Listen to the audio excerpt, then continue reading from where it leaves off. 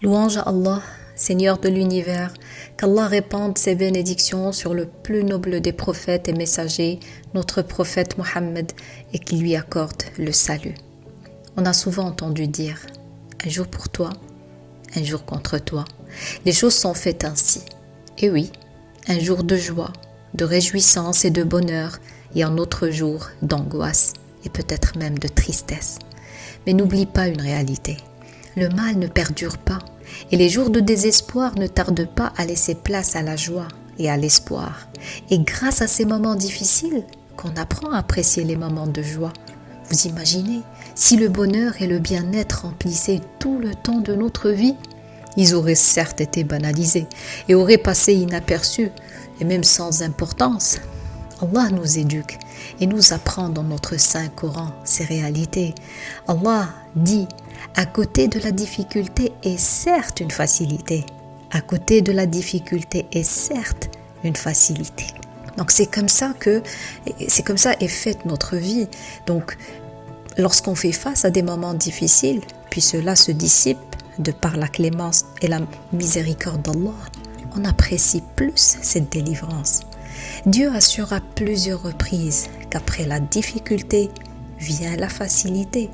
Allah dit que celui qui est aisé dépense de sa fortune et celui dont les biens sont restreints dépense selon ce que Allah lui a accordé.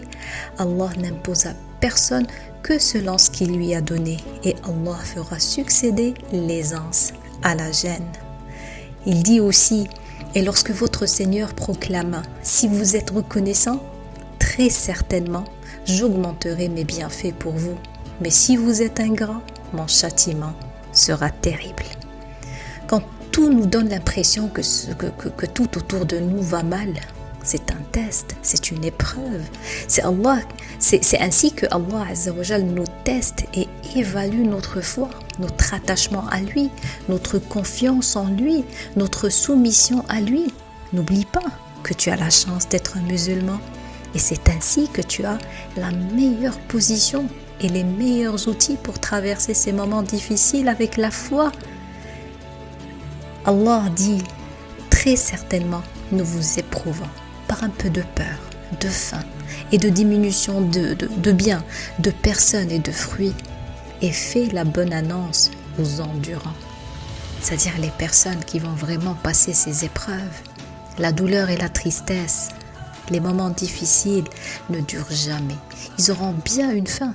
Alors, c'est pour cela qu'il est judicieux d'être patient et confiant en Allah et en sa clémence. N'oublie pas que chaque épreuve te permettra d'apprendre plus et de devenir de plus en plus attaché à Allah. Ces moments sont certes difficiles, mais ils ont aussi un bon côté. Même si pendant le moment de l'épreuve, tu auras du mal à voir ce bon côté, et c'est là où tu seras vraiment testé. Et c'est là où ta foi sera testée, ta forte relation à Allah Azza wa Jal sera testée.